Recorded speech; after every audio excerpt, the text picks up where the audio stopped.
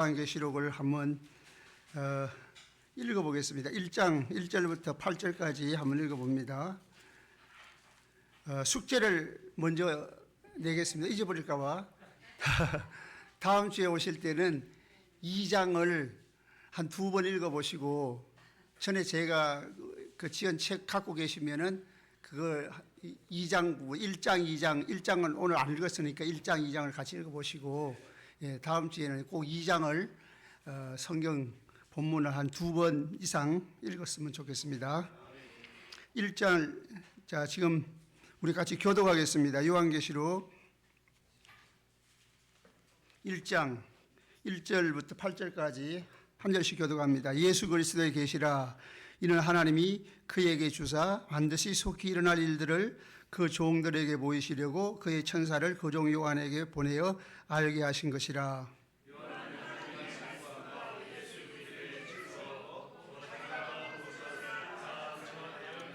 이 예언의 말씀을 읽는 자와 듣는 자와 그 가운데 기록한 것을 지키는 자는 복이 있나니 때가 가까움이라.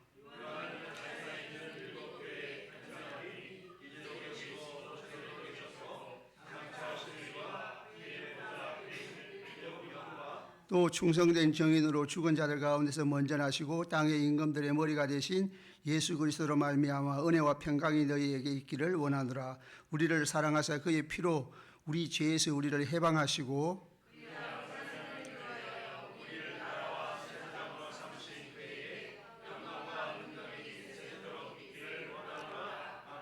볼지어다 그가 구름을 타고 오시리라. 각 사람의 눈이 그를 보겠고 그를 찌른 자들도 볼 것이요 땅에 있는 모든 족속이 그로 말미암아 애곡하리니 그러하리라. 아멘.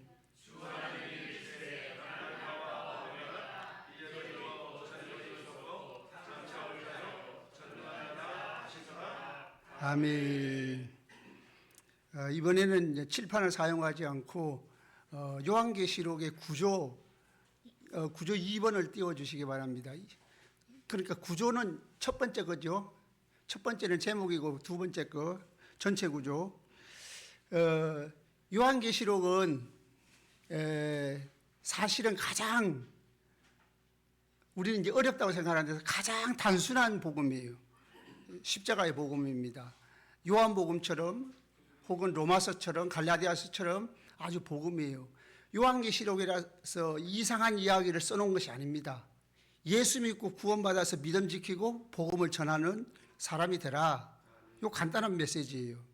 그러니까 다른 요한계시록을 사실은 몰라도 신앙생활 잘하는 사람이 많잖아요. 사실은 그래요. 근데 이제 우리가 요한계시록을 알아야 될 이유는 뭐냐 하면은 이단들이 많이 있잖아요. 이단들이 특히 신천지에서 요한계시록을 가지고 자기들한테 와야 된다. 그 14만 4천 자기들 그 이만희를 통해 가지고 14만 4천 하나님의 백성이 창조된다 이렇게 얘기하는데 이번에는 신천지 이단이 주장하는 바를 가끔씩 그들이 무엇을 주장하는데 이런 점이 잘못됐다 하는 것도 가끔씩 말씀을 드릴 거니까 꼭 참석을 하셔서 그 이단에 대한 것도 분별할 수 있고 우리는 막연하게 그냥 14만 4천만 생각하잖아요. 중간중간에 많이 왜곡된 해석이 많이 있어요. 물론 그걸 다 다룰 수는 없지만은 이제 중요한 부분들 그걸 다룰 겁니다. 자, 계시록 1장 1절에 보면 예수 그리스도의 계시라 하나님이 그에게 어떻게 했어요? 그에게 주사 반드시 속히 일어날 일들을 반드시 속히 일어날 일들이라고 했잖아요. 맨 뒤에 가가지고 22장 봅시다. 22장 전체에 대해서 먼저 조금 한 10분 15분 이렇게 하고 그 다음에 1장으로 들어가겠습니다. 22장 6절 한번 읽어보겠습니다. 22장 6절 다 같이 시작. 또 그가 내게 말하기를 이 말은 신실하고 참된지라.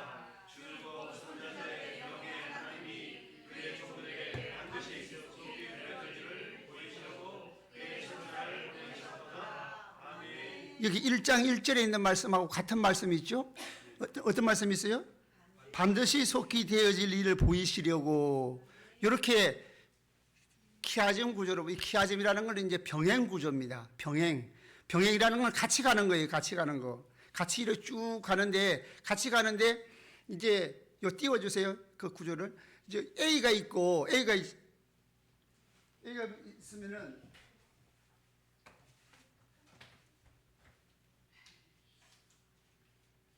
이게 반드시 조금 더 올려주세요. 반드시 속히 일어날 일이 있잖아요. 여기도 22장 6절에 보면은 마지막에 6절에 반드시 속히 되어질 일, 반드시 속히 되어질 일은 예수님의 재림이에요. 재림을 통해서 하나님 나라가 완성된다 하는 거예요. 그래서 이제 이런 구조를 기하정 구조, 앞에 것과 뒤에 것이, 그래서 A와 A' 이렇게 했는데 병행된다. 나란히 가요. 나란히 가면서 설명하고 있습니다. 그러니까 이 구조를 알면 요한계시록이 아주 쉬워요. 이 구조를 모르면 복잡해요. 그래서 제가 이 구조를 제가 전에 목사할 때는 이제 성도들한테 구조를 칠판에서 하나하나 써가면서 했어요. 그래서 이건 목사님들이 주로 그렇게 하지만은 그래도 성도들도 잘 알아듣더라고요. 그러니까 여러분들이 이제 정신만 차리면은 될 겁니다. 같은 의미로 병행이 되기도 하고, 그러니까 나란히 가는데 어떤 점은 같이 되기도 하고, 같이 된다는 말은 믿음이 앞에 나왔으면, A가 믿음이 나왔으면 A-는 구원, 그 믿음으로 말하면 구원받으니까 같은 의미죠. 그 다음에 세상과의 타협, B가 나왔으면 B-에는 예를 들면 하나님의 진노, 세상과 타협하면 하나님의 진노가 내리는 거거든요. 이렇게 같은 의미로 병행이 되기도 하고 반대 의미로 병행되기도 합니다. 반대 의미는 앞에 천국이 나왔는데 뒤에는 지옥이 나오고, 앞에는 신실함이 나왔는데 뒤에는 세상과 타협하는 배반하는 것이 나오는 거예요. 이렇게 반대 의미로 병행되기도 하고, 같이 나란히 가는데 A와 A-, B와 B-, C와 C-가 다르게 반대로 갈 수도 있고, 혹은 비교 언유적, 언유적인 표현으로 해가지고 어떤 것을 제시했는데 그에 대해서 예를 들면 구원에 대한 것을 제시를 했으면은 그거 비유적으로 비슷한 다른 것이 나올 수도 있어요.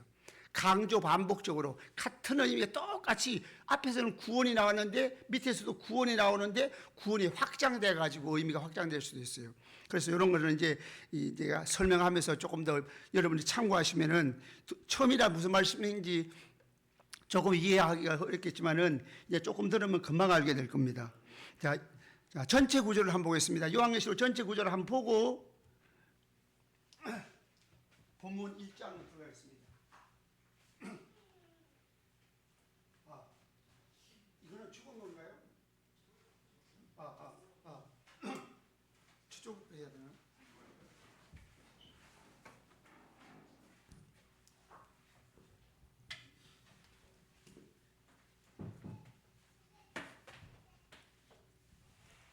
요한계시록 전체를 먼저 한번 보고 간단하게 보고, A는 1장 1절부터 8절이 주제가 오늘 아까 읽었죠. 1장 1절부터 8절까지 그 주제가 복된 자, 3절에 보면 복된 자가 나오잖아요. 복된 자가 나오고, A-는 22장 6절 아까 읽었죠.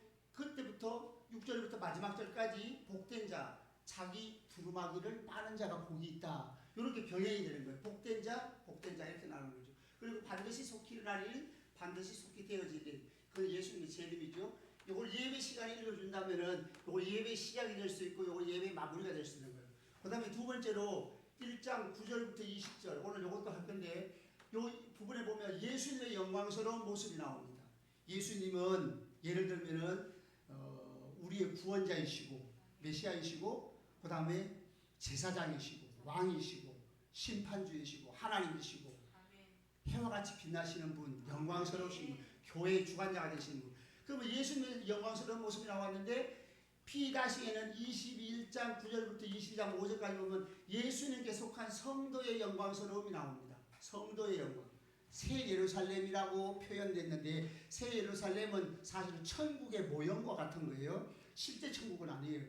천국은 새하늘과 새 땅이 천국이에요. 새하늘과 새 땅이 천국인데 그 천국을 형상화해가지고 보여준 것이 새 예루살렘 성이에요. 그 새 예루살렘 성은 모형화된, 형상화된 천국이지만은 그것을 통해서 말하고자 하는 바는 그곳에 사는 성도들이 얼마나 존귀하고 영광스러운가를 보여주는 거예요. 그래서 P-는 21장 9절부터 22장 5절까지 예수님께 속한 성도의 영광을 보여주고, 그 다음 C는 2장 3장 아시아 7교회 구원과 심판의 메시지, 하나님 말씀대로 지키고 하나님을 사랑하고 주님을 사랑하고 믿음을 지키면 구원받고, 그러나 잘못된 것을 회개하지 아니하면 심판을 받는다. 이 메시지대로 이루어진 것이 C-20장 1절부터 20장 8절까지 구원과 심판. 그래서 불못에 들어가는 자들과 새하늘과 새 땅에 들어가는 자들이 구분이 되는 거예요. 그러니까 병행이 되잖아요. B와 B-, C와 C-가 병행이 되죠. 그 다음에 핵심 구조는 이 결론인데 4장부터 19장까지 세상 나라를 그리스도의 나라로 회복시키신. 이 다음을 봐요. 여기 분량이 많죠. 4장 19장이 엄청 분량이 많잖아요. 여기 다음 구조. 예. 요는 4장부터 아까 T잖아요. 4장부터 19장까지인데 요거를 가지고 구조를 이렇게 보면은 A는 4장 1절부터 8장 5절까지는 고난과 구원, 성도는 이 땅에서 고난을 받지만 믿음을 지킨 자는 구원받는다. 그리고 A-에서는 17장부터 19장까지예요. 이거는 세상은 하나님 없이 물질 문화를 번성시켜가지고 세상에서 지상낙원을 만들어서 사람들에게 부귀영화를 누리게 해주겠다. 이렇게 사람들을 유혹하잖아요. 심지어 성도들도 유혹이 넘어가는 사람들이 많잖아요. 그러나 하나님이 세상을 심판하시고 그 가운데서 믿음을 지킨 자는 구원받는다. 그러니까 고난과 구원, 심판과 구원. 그 다음에 B와 B-는 불신 세상에 대한 재앙입니다. 불신 세상에 대한 재앙이에요. 이거는 나팔을 불 때 일어나는 재앙, 대접을 쏟을 때 일어나는 재앙. 나팔을 불 때 일어나는 재앙은 재앙의 시작을 말하고, 대접을 쏟을 때는 쏟으면 진행이 되고 마감이 되는 거죠. 재앙의 완성이다. 그 다음에 C와 C-는 교회의 사명, 교회의 승리. 10장, 11장, 14절까지는 교회 사명에 대해서 얘기했어요. 사명이 뭐죠? 쉽게 말하면 복음을 전하는 거예요. 성도들이 교회에서 복음을 전해야 된다 하는 거예요. 그러니까 요한계시록을 잘하면 전도를 열심히 하게 돼 있어요. 또 외적인 영적 전투의 승리. 영적 전투는 두 가지입니다. 내적인 영적 전투가 있고 외적인 영적 전투가 있어요. 외적인 영적 전투는 우리 모든 믿는 사람들이 그리스도의 군사가 되어가지고 하나님 나라가 확장하는데 쓰임을 받게 되고, 내적인 영적 전투는 고난이 오더라도 박해가 오더라도 믿음을 지키고 세상 물질에 마음이 뺏기지 않고 세상과 타협하지 않고 인본주의적인 신앙으로 나가지 않고 믿음을 지키는 그 믿음의 내적인 영적 전투에서 승리하는 것. 이것이 12장, 13장, 14장이에요. 가운데 있는 게 이거 핵심이에요. 요한계시록의 핵심, 결론이고 성경 전체의 창세기부터 계시록까지 전체의 핵심이 D, 11장 15절부터 19절이에요. 이런 세상 나라가 그리스도의 나라가 된 일곱째 나팔을 불 때에 예수님이 재림하셔서 세상에 있는 택한 백성들이 모두 죽게 돌아오고 예수님이 재림하셔서 그리스도의 나라가 이루어진다 하는 거예요. 그럼 요거를 이제 전체로 보면은 앞으로 한 번 더 가볼까요? 예. 복에서 시작해서 요한계시록은 복에서 시작해서 복으로 끝나죠. 예수님의 영광, 성도의 영광이 가득해요. 자, 넘겨봐요. 그 다음에 그리고 구원과 심판의 메시지가 있는데 그 과정 속에서 세상 나라 그 생각을 회복시키죠. 다음. 그래서 성도는 이 땅에서 고난을 받지만 마침내 구원받고, 세상은 화려하게 물질 문화를 꼽혀서 지상 낙원을 이루려고 하지만은 하나님이 심판하시고 그 가운데 믿음 지킨 자를 구원받는다. 끝까지 하나님께 돌아오지 않는 자들에 대해서는 불신 세상에 대해서는 재앙이 내리는데 그들을 회개를 촉구시키는 의미도 있어요. 그리고 예수님이 재림하시면은 세상 나라가 그리스도의 나라, 택한 백성이 모두 들어가서 하나님이 통치하시는 사랑의 통치 속에 들어가는 영원한 천국에서 영생을 누리는 그리스도의 나라가 되는데, 예수님 재림하실 때 영광을 얻을 자가 누구냐? 마지막 핵심 구조의 앞과 뒤에 있는 것. 이거 하나님의 의도적 배치라고 말할 수 있어요. 성경은 요한이 썼지만은 누구로부터 계시받은 거예요? 하나님으로부터 계시받았으니까 하나님이 의도적으로 이렇게 배치를 시켜놨다는 거예요. 그래서 이 결론, 예수님이 재림하실 때 영광을 얻을 자는 영적 전투에서 승리한 자, 사명을 다한 자, 믿음을 지킨 자. 그가 예수님 재림하실 때 영광을 얻는다. 여기 요한계시록 전체 내용이에요. 간단하죠? 영행실로 다 한 거예요. 그러니까 영행실 전체 내용이 이렇게 된다 하는 걸 이해하시고,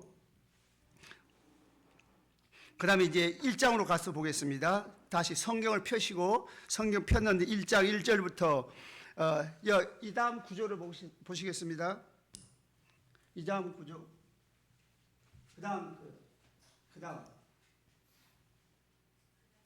예, 1장 1절부터 8절. 이것은 우리 방금 읽은 말씀입니다. 1절 여기 이제 요거 A와 A' 이런 건 병행되는 게 이제 이해가 가시죠? 네. 예, 1절 상반절에 예수 그리스도의 계시라 그랬어요. 예수 그리스도의 계시. 그리고 주 하나님이 그에게 주사 그랬어요. 그러니까 하나님이 주신 예수님의 계시라는 뜻이에요. 계시가 뭐냐 하면은 아포칼립시스라는 말인데, 계시라는 말은 감추어졌던 것을 개봉해서 공개하는 거예요. 그리고 오늘 우리가 신학적으로 얘기를 하게 되면은 뭐냐면은 하나님의 구원 계획을 공개하는 것, 하나님의 구원 계획을 알리는 것, 그것이 계시입니다. 그러면은 이 계시를 주신 예수님, 하나님이 주신 계시를 예수 그리스도의 계시라고 하는 말은 예수님이 주신 예수님에 대한 계시. 그게 예수님의 주격적 소유격도 되고 목적적 소유격도 되는 거예요.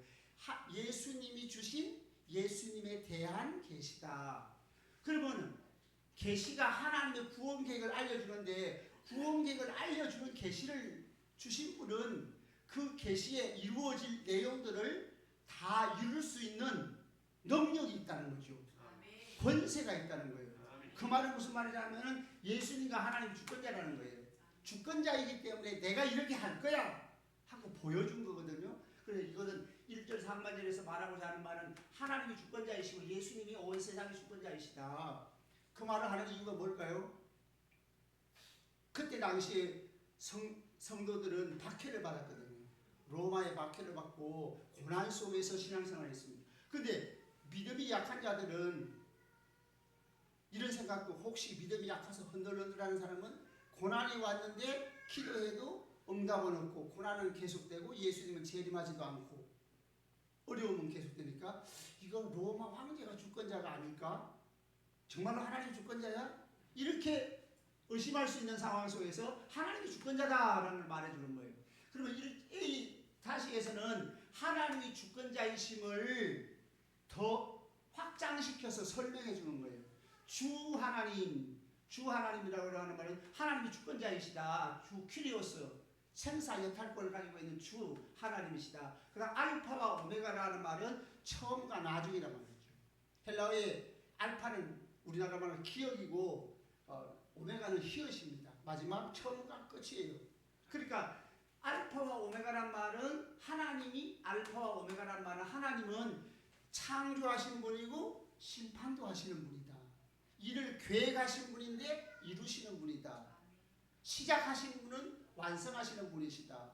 약속하신 것을 성취하시는 분이시다. 그러니까 모든 것의 주권자가 되시는 분이죠. 처음과 마지막이 되시는 건데 도중에 어려운 일들이 좀 있다 하더라도 너희들이 믿음을 지켜라 하는 그런 메시지가 있는 거죠. 이제도 계시고 전에도 있었고 장차 올 자, 전능한 자라 그랬어요. 이제도 있고라는 것은 지금 현재죠. 전에도, 과거, 장차 올 자, 이거 미래죠. 전에도는 알파와 같고 장차 올 자는 오메가와 같은데 이제도라는 말이 더 확장이 됐어요. 이제도. 지금도 역시 지금 로마의 박해 가운데서 고난을 받고 있지만 여전히 하나님은 죽으시는 분이 아니다는 거죠. 하나님이 주권자라는 거예요. 그러니까 너희들이 하나님의 약속을 믿고 고난 속에서도 믿음을 지켜라. 그러면 약속한 영원한 천국에 틀림없이 들어갈 것이다.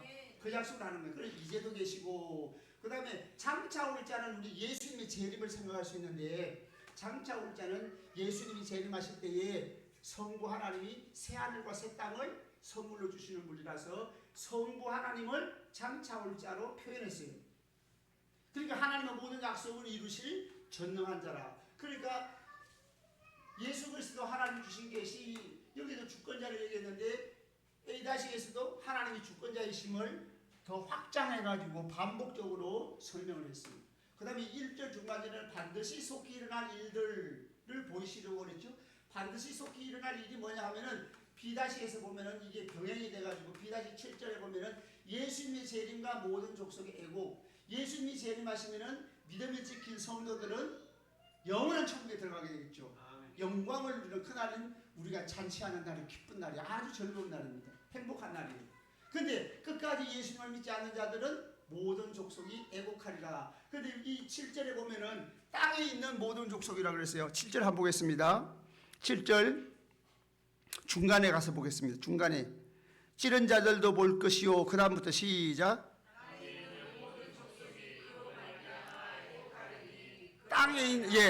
땅에 있는 모든 족속이라고 그랬죠. 요한계시록에서는 땅에 있는 자라고 말하면은 불신자를 얘기하는 거예요. 불신자. 그렇게 땅에 있는 모든 족속에 애국하는 성도들은 애국하지 않습니다. 기쁜 날이에요. 그날이 영광의 날입니다. 예수님이 좀 늦게 왔으면 좋겠다고 생각하시는 분 있나요 혹시? 예수님은 빨리 오시는 게 좋아요. 우리가 오래 살면 오래 살수록 죄를 점점 더 죄 때문에 찬양에도 그런 찬양이 있죠. 내가 내 자신을 보고 실망하며 낙심할 때 그런 찬양이 있잖아요. 우리는 우리 자신을 물론 주님 앞에 헌신도 하고 예배도 하고 섬기기도 하고 전도도 하고 기도하고 봉사하고 하지만은 실수할 때 넘어질 때 얼마나 속상합니까? 죄를 안 지었으면 좋겠는데 예수님 빨리 오셔야지. 죄를 안 짓고 영원한 천국에서 살잖아요. 그리고 우리가 모든 지은 죄들을 예수님이 다 용서해 주셨으니까 지금 오시더라도 천국에 들어갈 줄로 믿습니다. 그러니까 빨리 오시는 게 좋은 거예요. 예수님이 내가 충성한 것이 적어서 늦게 와 10년 더 있어도 별반 다를 거 없어요. 별반 다를 거 없어요. 빨리 오시는 게 좋아요. 죄를 안 짓고 마음의 평안을 누리고 자유를 누릴 수 있잖아요. 그러니까 예수님 빨리 오시기를 기도하시기를 바랍니다. 예, 기다리고 기도하는 게 좋아요. 그래서 반드시 속히 일어날 일은 예수님이 재림, 성도들은 영광을 얻고 모든 족속에 땅에 있는 모든 족속이라고 그랬죠. 땅에 사는 자들은 불신자들은 애국하게 될 것이다. 그 다음에 D는 2절인데요. 하나님의 말씀과 예수 그리스도의 증거 곧 자기가 본 것을 증언하였다. 그 본 것 안에 하나님의 말씀과 예수 그리스도의 증거 곧 자기가 본 것. 2절이에요. 그러면 본 것은 환상을 보고 듣고 한 것을 기록한 하나님의 말씀이니까 이 하나님의 말씀은 무엇일까요? 요한계시록이죠. 어떤 사람은 이제 이걸 구약, 하나님의 말씀은 구약, 예수 그리스도는 신약, 하나님의 말씀은 뭐 율법, 예수 그리스도는 복음 이러는데 그게 아니고 요한이 본 것을 기록한 말씀이니까 그 하나님의 말씀은 요한계시록을 얘기하는 거예요. 그 다음에 예수 그리스도의 증거는 요한계시록의 내용, 그렇게 삼중적 표현이 같은 거예요. 본 것이나 하나님의 말씀이나 예수 그리스도의 증거는 다 요한계시록을 말하는 거예요. 그리고 요한계시록의 내용이 예수 그리스도의 증거라 하는 말이에요. 예수의 증거는 이 마르티리아라는 말인데 증은 이 말은 첫째로 이 말의 뜻은 뭐냐면 보고 듣고 경험한 것을 전하는 것. 그게 증언하는 거죠. 보고 초대교인들은 그 사도들 복음을 전할 때 우리는 보고 들은 것을 전하지 않을 수 없다 그랬죠. 보고 듣고 경험한 것을 전하는 거예요. 우리 성도들도 신앙생활하면서 체험한 것을 전하는 거예요. 그러니까 물론 직접적으로 하나님의 말씀을 전할 수 있지만은 내 간증으로 복음을 전해야 되는 거죠. 나는 예수 믿었더니 내가 이렇게 달라졌다. 내 마음에 평안을 얻었고 세상의 행복감을 누릴 수 있고 고난이 와도 두렵지 않더라. 이런 것을 전할 수 있는 거. 증언하는 거거든요. 그 다음 두 번째 증언의 의미가 뭐냐면 순교. 증언을 하려면은 목숨을 내놔야 됩니다. 초대교인들은 예수님을 전하다가 죽기도 했거든요. 그래서 순교의 의미가 있어요. 세 번째 마르티리아 증거의 의미가 뭐냐면은 파문 현상입니다. 이런 연못이 있습니다. 연못이 있어요. 연못에다 누가 돌을 던졌습니다.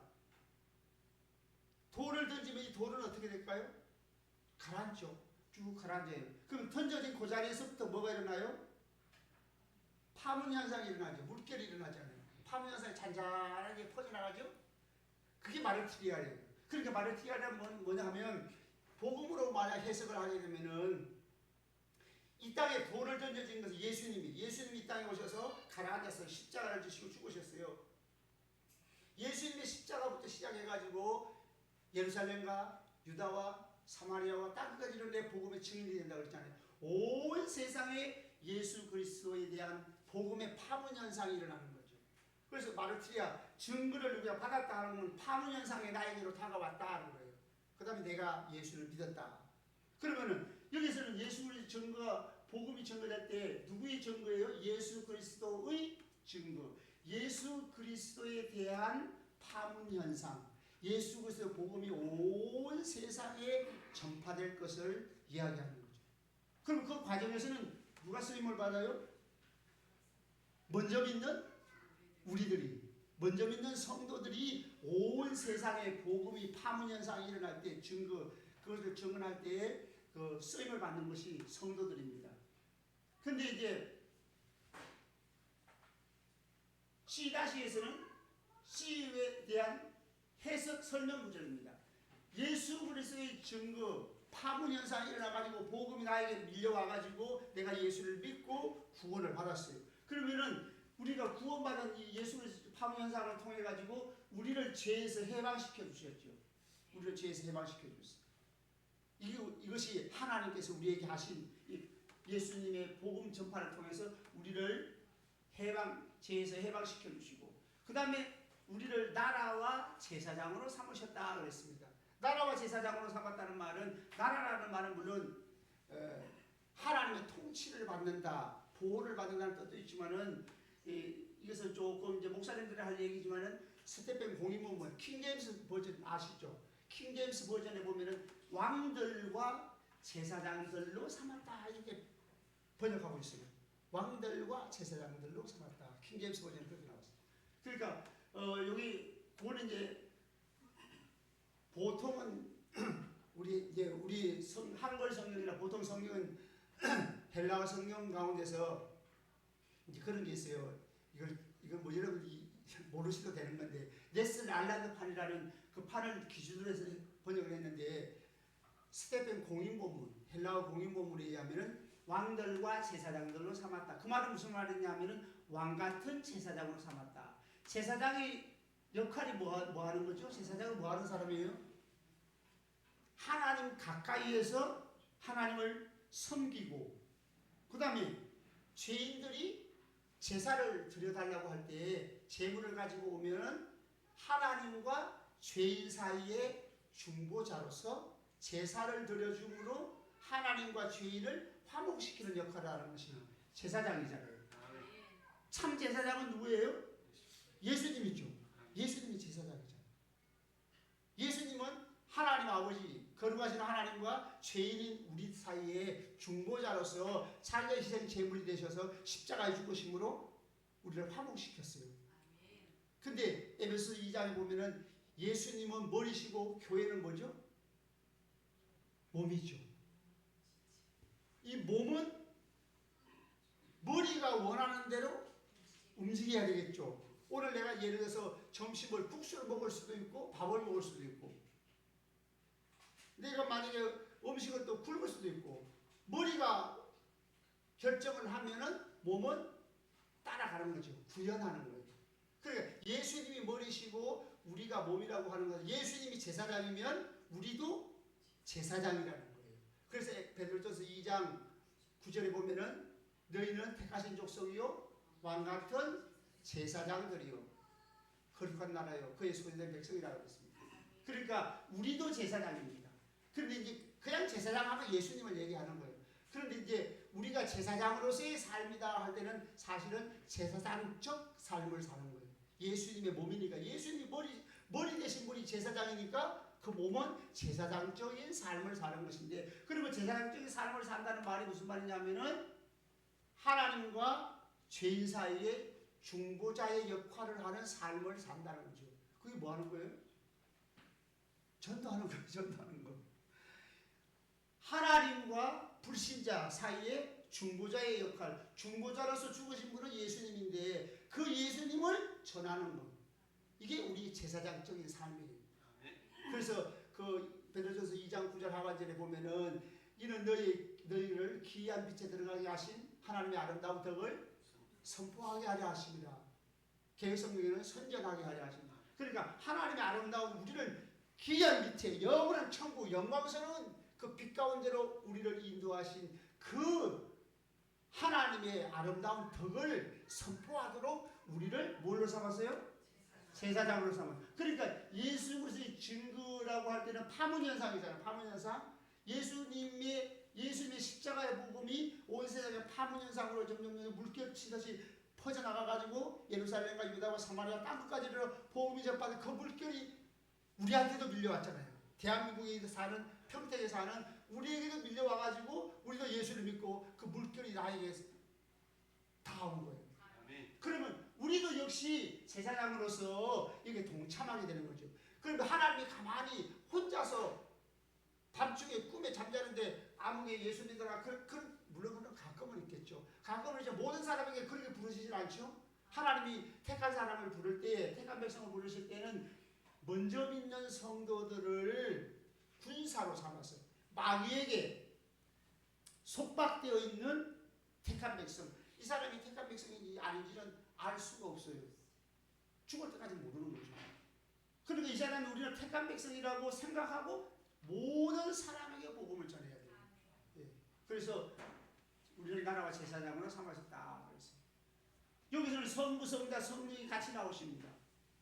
요 4절부터 6절까지 보면은 성부 하나님은 아까 여기 이제도 계시고 전에도 계시고 장차 올 자가 성부 하나님으로 표현되어 있고, 그 다음에 성령 7영이라고 표현되어 있어요. 성령을 7영이라고 표현한 것은 7이라는 숫자는 상징적인 숫자로서 완전수입니다.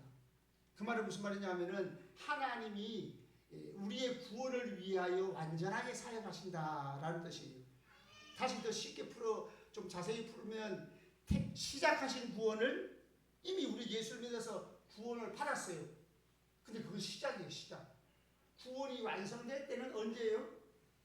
예수님 재림하실 때에 완성이 되고 우리의 거룩한 모습으로 변화돼가지고 예수님과 부활의 몸으로 다시 죄를 짓지 않는 부활의 몸으로 변화돼가지고 영원한 천국에서 같이 살게 되는데, 그때가 완성될 때, 예수님 재림될 때가 완성될 때인데, 시작부터 완성될 때까지 우리의 구원을 확실하게 이룰 수 있도록 사역하시는, 완전하게 사역하시는 성령님. 그래서 7영이라고 표현했어요. 물론 7이라는 숫자를 가지고 이제 어떤 사람들은 뭐 7가지 사역을 얘기해. 하나님의 성령의 사역이 7가지면 되겠습니까? 많겠죠? 그래서 이렇게. 그리고 이제 신천지에서는 예수 그리스도의 계시라 해가지고 써서 보내라는 말씀,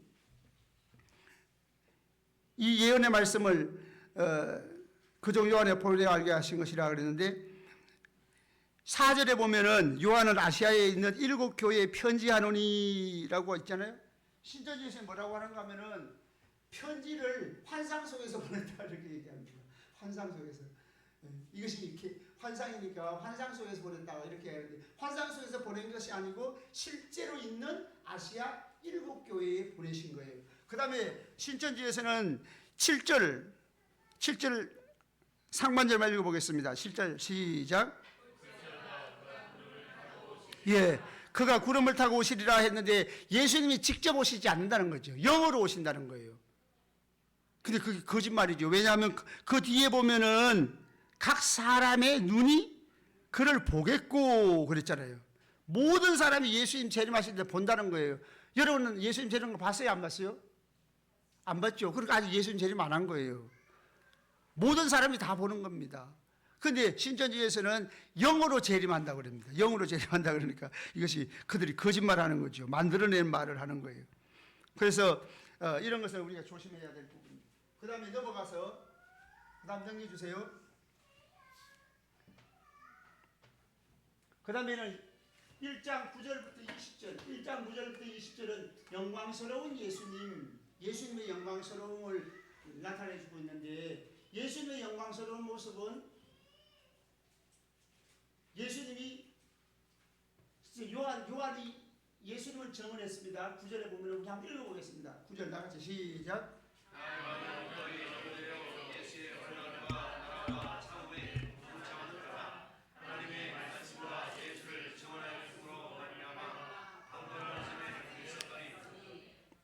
예, 주 하나님이 이르시되 나는 아니 나 요한은 너 형제요 예수의 환난과 나라와 참음에 동참하는 자라. 요한은 예수님을 증언했는데 그가 당한 현재의 모습은 환난 가운데 있었습니다. 예수의 환난과 나라와 참음에 동참하는 자라. 이것도 키워짐이 되는 건데 환난을 당하는 사람은 참아야 됩니다. 이렇게 쓰면은 A, B, A 다시 이렇게 쓰면은 나라가 중간에 있죠. 나라가 중간에 있으니까 환난을 받는 사람은 참아야 된다. 인내해야 된다. 그러면 하나님의 나라에 동참할 수 있다. 그런 의미입니다. 요한이 예수를 고난 속에서도 죽을 각오를 하고 예수님을 증언했어요. 왜 그랬을까요? 어떻게 그렇게 할 수 있었을까요? 물론 오늘날 우리 같으면은 우리도 그렇게 할 수 있겠죠. 근데 초대 교회가 처음 형성되는 그런 시기에서는 예수 믿는 사람들이 아주 드물었잖아요. 그러니까 그 시대에서는 요한처럼 예수님의 권세를 아는 사람이 없는 거예요. 요한은 예수님의 권세를 알았기 때문에 고난 속에서도 예수를 증언할 수 있었다는 거죠. 그러면 A-는 17절 18절인데 예수님의 권세를 알았던 거예요. 17절 18절을 한번 읽어보겠습니다. 17절 18절 다 같이 시작. 내가 볼 때에 그의 발 아래 엎드려 저 자같이 되매 그가 우주를 내게 엎고 이르시되 두려워하지 말라 나는 처음이요 마지막이니 곧 살아있는 자라. 예.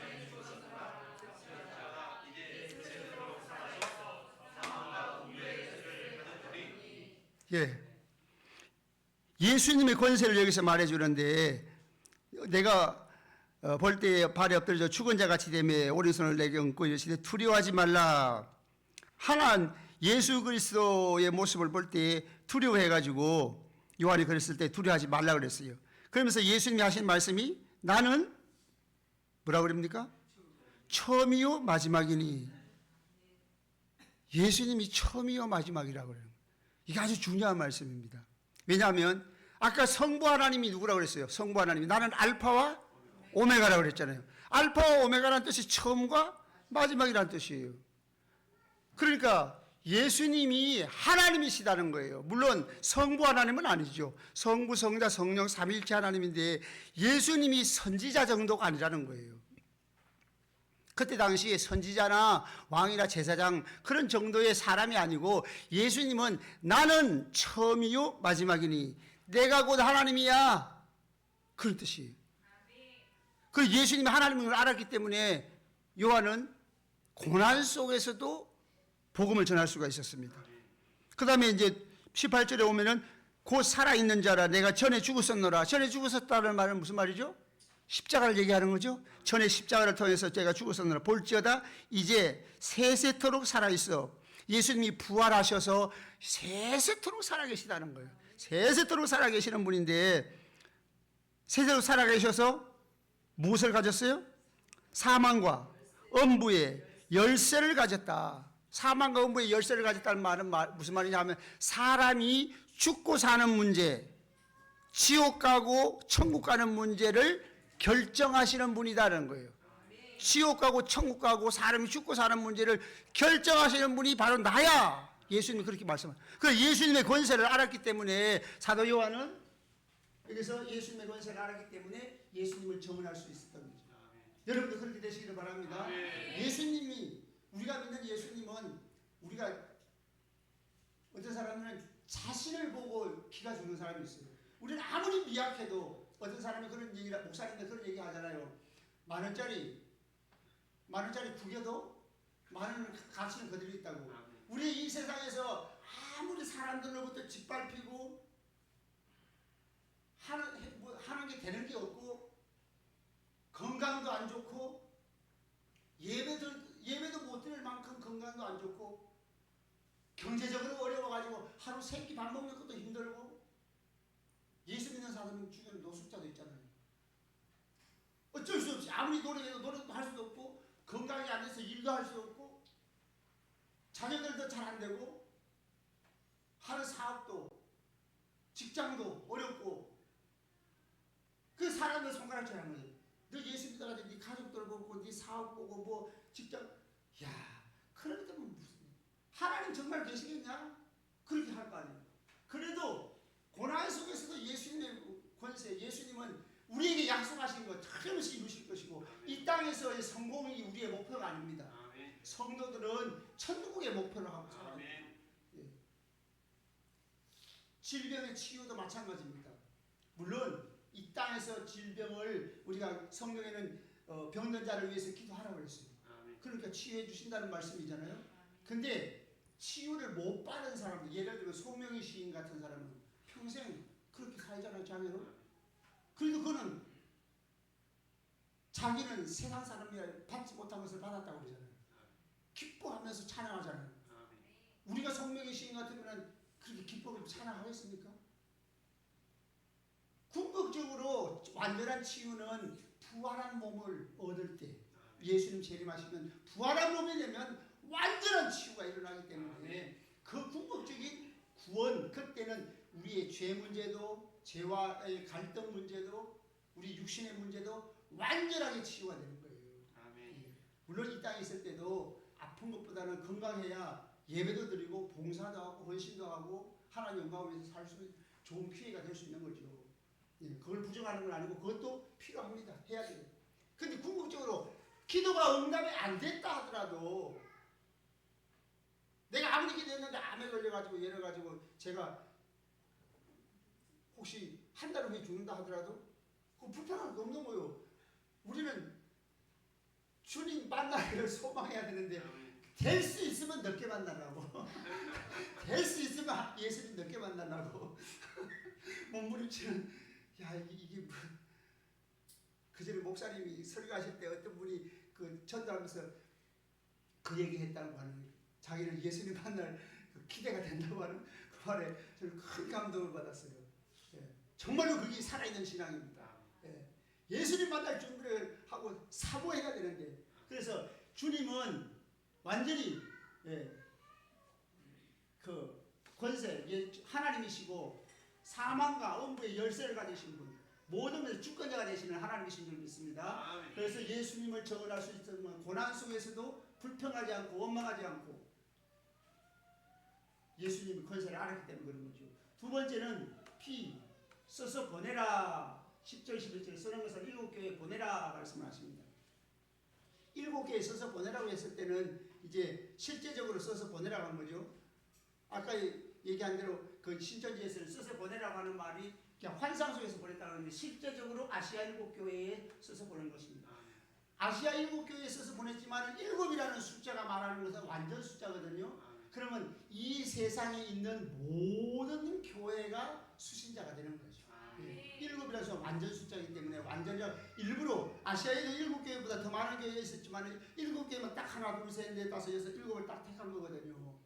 그러니까 그 7이라는 숫자가 말하는 것은 초림부터 재림까지 모든 지역에 있는 모든 시대 속에서 모든 교회를 향한 하나님 말씀. 그래서 7교회에 써서 보내라 하는 말은 이 메시지가 바로 나에게 하시는 말씀이다. 이렇게 들어야 됩니다. 그리고 B에는 B는 19절에 본 것과 지금 있는 일 장차될 일을 기록하라. 어떤 사람들은 본 것은 1장, 지금 있는 일은 2장, 3장, 4장 이후로는 장차될 일 이렇게 나누는 분도 가끔은 있는데, 그렇게 보는 것보다는 보는 것 속에 현재, 과거, 미래가 다 포함되어 있습니다. 예를 들면 1장 7절에도 예수님의 재림에 대한 이야기가 있잖아요. 그 다음에 2장에 가서 이기는 자에게 하신 약속은 또 미래잖아요. 그러니까 미래 일이 1장에도 있고 2장에도 있고 그래요. 그 다음에 이제 10장에 가서 보면은 요한에게 예언하여야 하리라, 다시 예언하여야 하리니까 10장도 미래의 일이 아니고 요한 당시도 포함이 되는 거예요. 요한 당시도 포함이 되는 거예요. 그러니까 4장 이후로 미래라고 단정 지을 수가 없는 거죠. 그 다음에 11장, 아까 읽었던 11장 15절부터 19절까지는 7째 나팔을 불 때 예수님의 재림. 그러면 재림이라는 기사가 11장 15절부터 19절에 예수님의 재림을 통해서 세상 나라가 그리스도의 나라가 하는데 12장에 가면 예수님의 초림이 나옵니다. 예수님의 탄생이 12장에 또 나와요. 그러니까 이것은 시간적 순서로 기록된 것이 아니다. 이렇게 이해를 하셔야 됩니다. 요한계시록은 주제별로 보여준 거예요. 초림부터 재림까지, 초림부터 재림까지, 초림부터 재림까지를 7번 반복을 합니다. 7번 반복을 하는데 아무 의미 없이 반복한 게 아니고 다른 측면에서, 다른 각도에서, 다른 관점에서, 각각 다른 관점에서 초림부터 재림까지 이런 관점으로, 성도의 관점에서 4장부터 8장 5절까지, 그 다음 8장 6절부터 9장 21절까지는 세상에 대한 재앙의 관점에서 초림부터 재림, 그 다음에 12장 10장부터 11장 12장 11장 14절까지는 교회가 사명을 감당해야 된다는 측면에서 초림부터 재림, 12장부터 14장까지는 교회가 승리해야 된다는 관점에서 초림부터 재림, 이런 식으로 초림부터 재림인데 관점이 달라요. 재앙, 사명, 승리, 혹은 성도의 관점에서, 여러 가지 또 배우의 관점에서, 여러 가지 다양한 관점, 세상 심판의 관점에서, 이렇게 다양한 관점에서 초림부터 재림이 반복된다. 그러니까 시간적 순서대로 이루어지는 것이 아니다. 그래서 예를 든다면은 요한계시록 6장에 가서만 인을 떼는데, 6장에 가서 인을 떼는데, 인을 뗄 때 나오는 내용이 첫째부터 넷째까지는 땅에서 있을 일이고 초림부터 재림 사이의 일이에요, 물론. 근데 5장, 다섯째 인을 뗄 때는 하늘 보좌가 나와요. 하늘 보좌가 나오고, 그 다음에 그 성도들의 순교자의 탄원이 나오고, 그 다음에 여섯째 인을 뗄 때는 또 지상에 있는 일이 나오는데, 이 기도에 대한 응답으로서 세상 심판의 모습, 예수님 재림 때에 일어날 일을 여섯째 인을 뗄 때 보여주고 있어요. 그러니까 이것이 주제별로 보여준 것이지 시간적 순서대로 차례차례 된다는 건 아니에요. 그러니까 이것은 잘 구별하는 것이 필요하다. 그래서 본 것 안에, 보는 것 안에 이것이 다 포함됐다, 이렇게 봐야 되겠죠. 그 다음에 C는 12절부터 16절까지는 영광스러운 예수님의 영광스러운 모습을 보여주는데, 12절부터 한번 보시겠습니다. 12절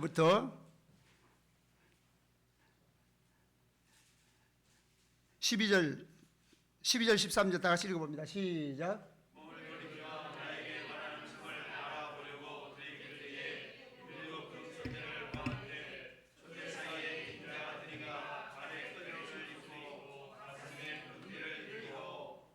네, 여기 보니까 13절에 촛대 사이에, 촛대는 뭐냐면 촛대는 교회를 상징합니다.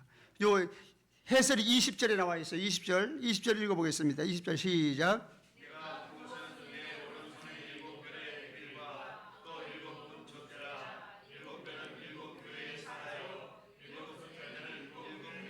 예, 거기에 설명을 하고 있죠. 7 촛대는 7 교회니라. 그러니까 7이라는 숫자는 완전 숫자니까 7 교회는 모든 지상에 있는 교회를 대표적으로, 아시아의 에스보드 사빌라 7 교회 있지만은 사실은 모든 교회에 해당되는 말씀인데, 여기 촛대라는 말이 7 촛대에서 7, 그 다음에 촛대는 교회라는 거죠.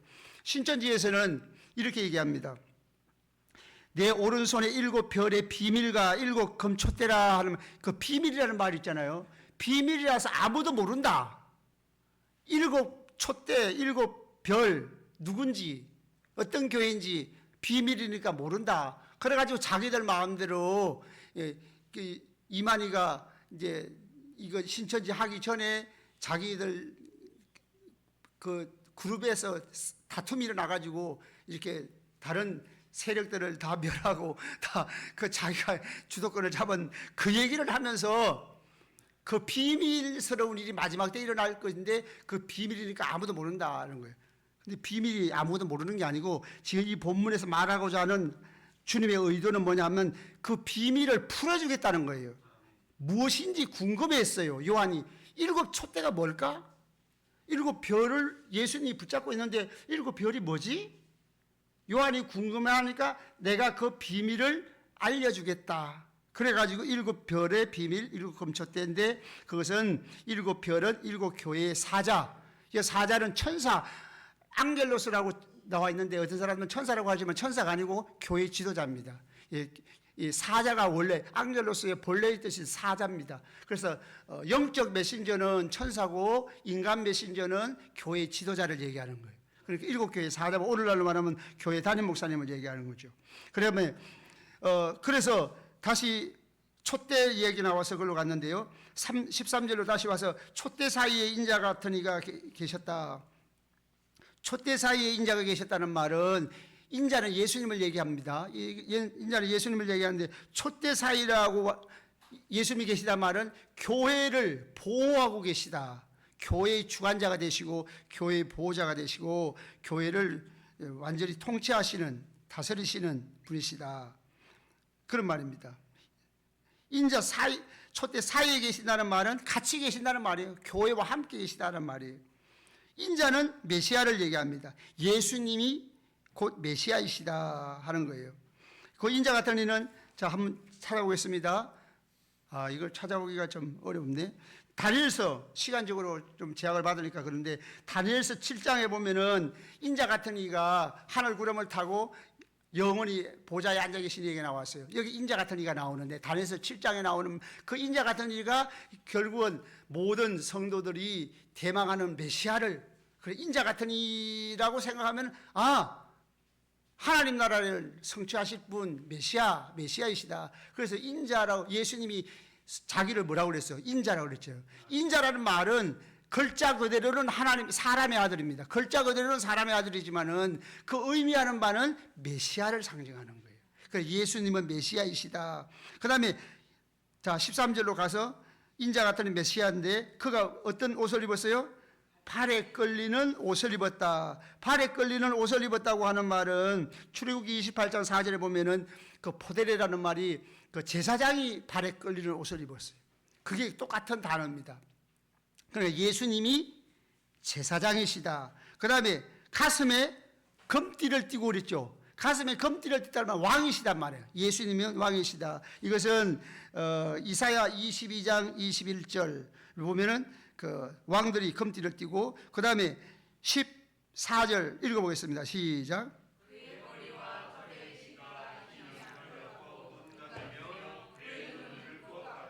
예, 머리와 희기가 흰 양털 같다. 머리와 희기가 흰 양털 같다는 말은 다니엘서 7장 9절에 보면은 하나님의 모습입니다. 성부 하나님의 모습이 머리털이 희고 그런 모습이에요. 그러니까 이것은 예수님이 성부라는 뜻이 아니고 예수님도 하나님이시다 그런 말이에요. 그 다음에 눈은 뭐 같아요?